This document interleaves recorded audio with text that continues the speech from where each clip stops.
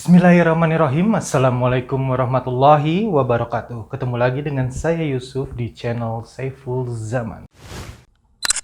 Kita simak dulu video berikut ini. Lur, antri minyak sing antri sendale lur.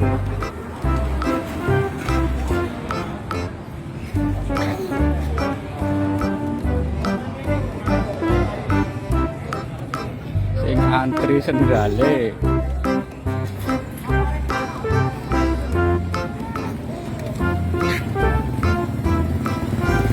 Lur, sendale turun.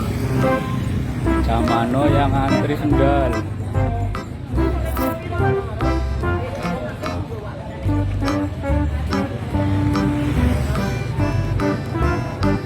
Ngantri minyak roll sendale gue.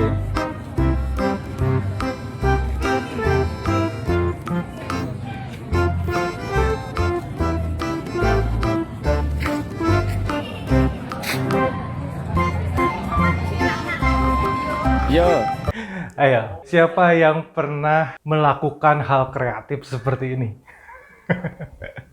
Ya ini kreativitas ala warga plus 62. Saya jadi ingat dulu pengalaman pertama saya ngantri waktu itu di pesantren mau makan. Ini kalau misalkan dapur masih ditutup, terus kita udah waktunya makan, ini kita biasanya ngantri. Nah, cara ngantrinya adalah dijajarin tuh si piringnya tuh, piring plastik semua, nggak ada piring melamin, nggak ada piring beling gitu, dijajarin. Kan kalau di pesantren itu piringnya nggak boleh piring beling, bukan karena takut pecah, tapi karena memang murah aja. Nah, terus pas udah kayak gitu, pas mau buka nih, si dapurnya itu udah gejrek kayak yang mau dibuka. Itu senior-senior yang tadinya jongkok gitu, tiba-tiba kayak gini, berdiri itu udah siap-siap. Nah, itu langsung begitu dibuka senior lari, itu langsung pakai kaki, pakai ini, langsung semua yang junior-junior itu piringnya langsung disingkirin semua. Terus mereka ke depan. Terus kan kita yang junior beberapa ada yang belum dikasih nama kan, bingung nyari piringnya di mana. Di situ saya mikir, ya Allah, ini kualitas calon ustadz. Tapi ya begitulah, kehidupan pesantren itu banyak lucu-lucunya. Tapi sebenarnya perkara langkanya minyak ini sudah diwanti-wanti kan oleh Pak Jokowi. Di video yang dulu sebenarnya Pak Jokowi sudah memberikan tips seandainya hal-hal seperti ini terjadi di Indonesia. Di kesempatan yang baik ini ingin saya sampaikan, sabar. Ya kan mau gimana lagi, yang namanya Indonesia ini dengan kondisi seperti ini ya kita harus sabar. Apalagi Bapak Presiden Jokowi sekarang sedang bersiap-siap untuk memberikan bantuan kepada Ukraina. Ini ada videonya, kita simak bersama-sama. Слава народу-победителю! С праздником вас! С Днем Великой Победы! Ура!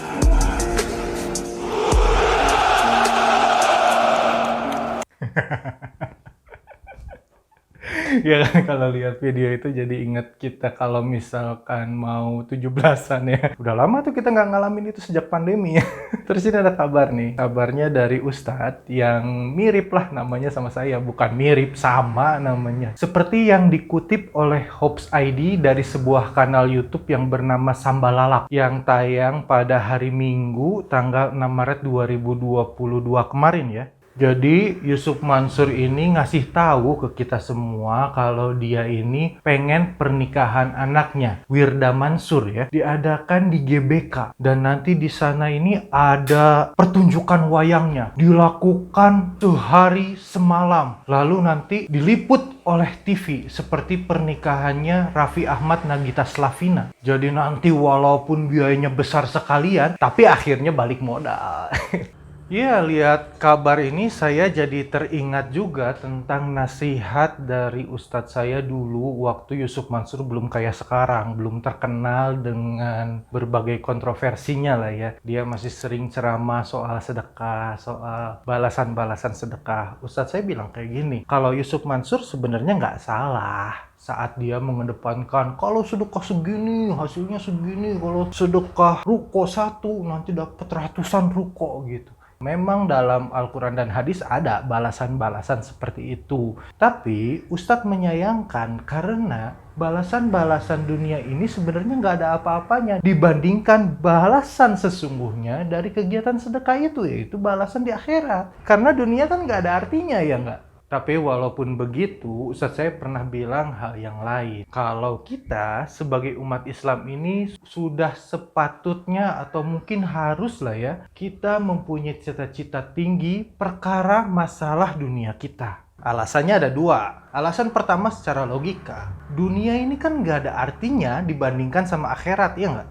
Makanya itu saat seseorang tidak bisa bercita-cita tinggi soal dunianya, nggak mungkin orang itu sanggup untuk mencita-citakan surga. Yang kedua, kita harus meyakini kalau apapun yang kita inginkan di dunia ini mudah untuk diraih. Karena kan dari Abu Hurairah radhiyallahu anhu, Rasulullah shallallahu alaihi wasallam pernah bersabda, sesungguhnya Allah berkata, aku berada di balik prasangka hambaku padaku, dan aku bersamanya apabila ia memohon kepadaku. Hadis riwayat Muslim. Kalau zon kita kepada Allah bagus, yaitu kita berhusnudzon kepada Allah, maka takdir-takdir yang didapatkan oleh kita ini akan bagus. Tapi jangan sampai kayak Korun. Kita juga harus ingat nih, kalau kita sudah dapat apapun yang kita minta yang dikasih sama Allah, Allah mah cuma ngasih pinjem doang. Toh kalau misalkan kita meninggal, apa yang kita punya ini kembali jadi milik Allah. Kita jangan lupa kalau posisi kita di dunia ini hanyalah seorang hamba. Yang namanya hamba ini kan ada pemiliknya. Siapa pemiliknya? Allah Subhanahu wa Ta'ala. Jadi prestasi apapun yang kita miliki, jangan pernah kita ngaku-ngaku kalau itu prestasi milik kita. Lebih baik kita tawadu daripada kita takabur. Adapun kalau kita orangnya emang seneng berbangga hati, berbangga diri, ya tinggal ganti. Daripada kita bilang, siapa dulu dong? Gue. Lebih baik kita ganti dengan, siapa dulu dong?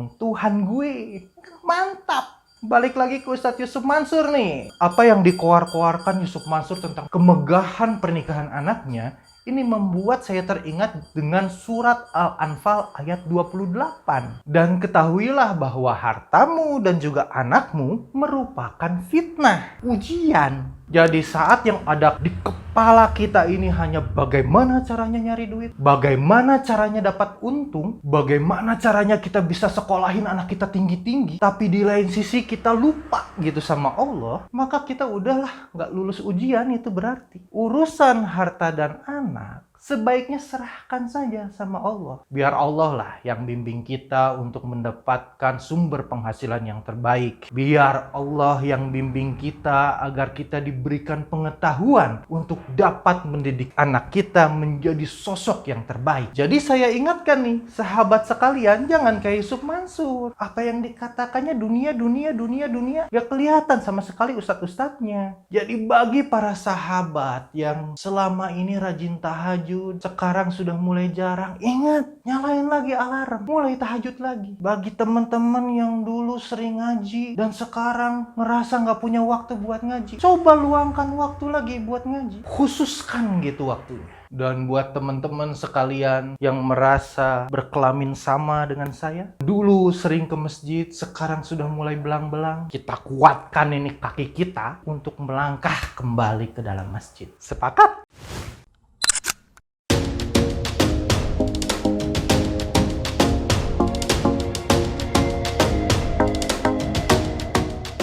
Alhamdulillah, angkatan pertama Akademi Dakwah Digital Indonesia di bawah naungan Yayasan YPHI sudah berlangsung dan mendapatkan testimoni yang luar biasa. Assalamualaikum warahmatullahi wabarakatuh. Perkenalkan, nama saya Muhammad Gofar. Saya berasal dari Kabupaten Bandung Barat. Saya salah satu peserta ADI Akademi Dakwah Digital Indonesia angkatan pertama. Banyak sekali ya yang saya dapatkan di ADI ini. Salah satunya terkait pengenalan diri, pengenalan sosmed, mempersiapkan diri untuk menjadi seorang pendakwah di bidang digital, dan tentunya banyak sekali yang mungkin tidak bisa saya sebutkan karena di ADI ini kita berdakwah melalui sosmed ya, seperti TikTok, YouTube, Instagram, dan lain-lain. Insya Allah berguna untuk teman-teman semua. Dan insya Allah nih guys, bagi teman-teman yang ingin bergabung, insya Allah Abi akan membuka pendaftaran untuk angkatan kedua. Nah, bagi teman-teman kita bisa berdakwah via medsos guys. Yuk guys, gabung.